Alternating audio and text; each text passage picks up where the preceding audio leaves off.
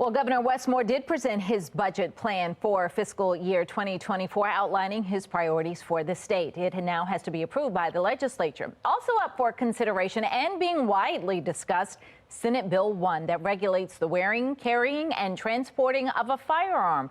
State Senator Jeff Waldstreicher from Montgomery County and State Delegate Justin Reedy representing Carroll and Frederick counties joining us today for today's State House Spotlight. Good morning, gentlemen.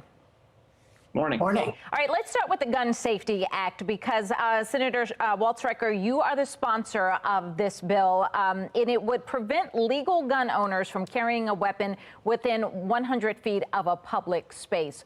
What exactly does that mean? Because everything seems public. What are we trying to accomplish with the bill? So the question is, do we want everyone carrying guns everywhere? Do we want guns in our hospitals, in our libraries, in our schools, churches, and synagogues? My answer is no. And if your answer is no, too, then I think we should pass SB 1. Senator Reedy, what do you say to that? I think the bill is designed to try to eliminate what the Supreme Court has once again ruled, that law-abiding citizens have a constitutional right to protect themselves, their family, and their property. By the way, concealed carry permit holders are, as a group, the most law-abiding group of citizens in the country, statistically. The problem we have with firearms and gun violence is criminals with repeat violent criminal activity using guns illegally. It's not concealed carry permit holders. If anything, we need to encourage people, hey, you can practice your Second Amendment rights. To get a permit in Maryland, you have to undergo training and a background check. This bill is really an attempt to basically say you can get a permit, but you can't carry the firearm anywhere at all. Senator Waldstreicher, how do you respond to that? Because that is one of the biggest complaints, that you're targeting the wrong group. More targeting should be done at those who are out committing crimes with these guns, not legal firearm carriers. Well, as Senator Reedy well knows, we can walk and chew gum at the same time. You mentioned in your previous segment the work that Ivan Bates is doing to crack down on illegal gun crimes. We can both support Ivan Bates, our state's attorney in Baltimore City, as well as state's attorneys across the state in cracking down on gun violence while still addressing the Bruin decision that was a terrible and wrong decision coming down from the Supreme Court. So the answer is we can do both.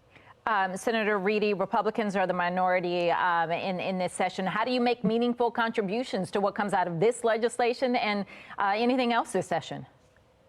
Well, look, I think we have to continue to champion. You know, you talked about I'm glad that Senator Waldstreicher mentioned Ivan Bates' proposal, because I hope he'll lead the fight on that. We have legislation, Republicans trying to put legislation just like that in. We've passed it through the Senate in a bipartisan fashion the last couple of sessions. We want to continue to work in a bipartisan way to crack down on violent crime. And also just dive into the details and our job is really holding the powers that be accountable. We have a supermajority Democratic Party running the General Assembly and now in the governor's mansion.